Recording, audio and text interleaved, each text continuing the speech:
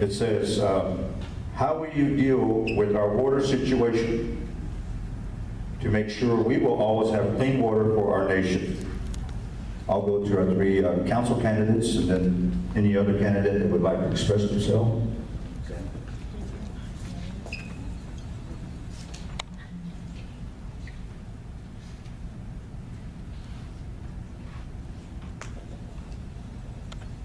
Well, I am not environmentally savvy, but I would say this much, is that we need to bring, if we need to bring consultants in to find out what's going on with our water and make suggestions and implement a plan, I think that's the only way that we can go.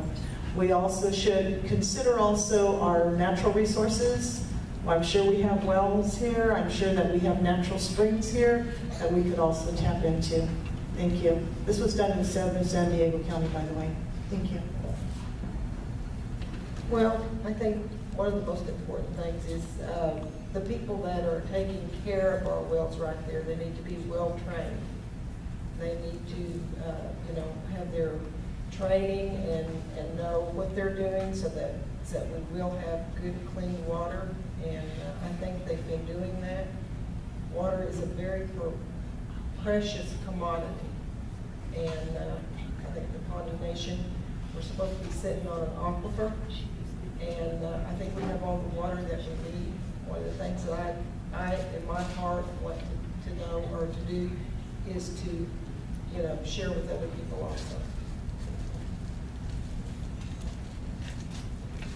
We need to look at allocating the resources to the wells that we do have, and we are very lucky to have the wells that are here and the refurbishing that has happened to them. But more importantly, we need to look into our water rights, and we need to look at the Arkansas River, and we need to look at every other,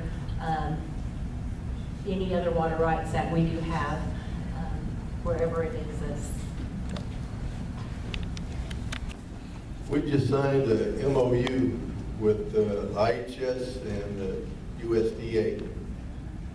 We're getting this well number one revamped.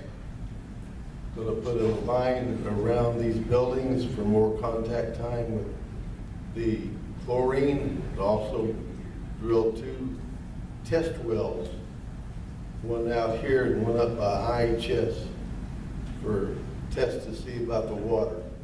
The last 4 samples on our wells have been clean. It looks like the USDA is going to take the boil order off of us. And so we've been working on that quite diligently. We're working on the deal to sell water to the city because the city is running low. We had it worked out with the Bureau here, but the solicitor stepped in and said, oh, no, you can't do that. So all of a sudden now that's at a stop, but we are working on the water. Thank you, sir.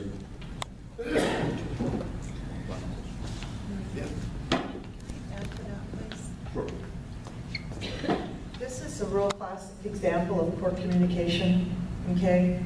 We have a Facebook page, we have a newspaper, we have the Pawnee chief in town, and why this type of stuff is not communicated.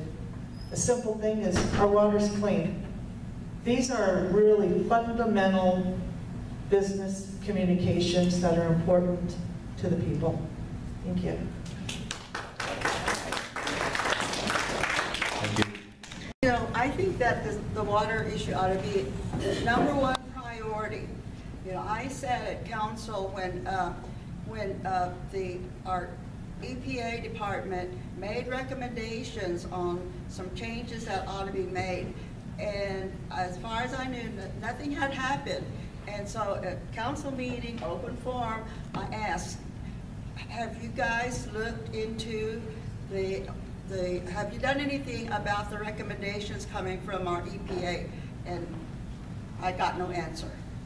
And to me, that was not giving our water a #1 priority, and it needs to be. And the same thing, when the water was contaminated, it took how many days for them to even notify or put those notices up that, you know, there was a problem there. As far as I'm concerned, you know, that has not been a number one priority, and it needs to be. Thank you. We're going to have one final question.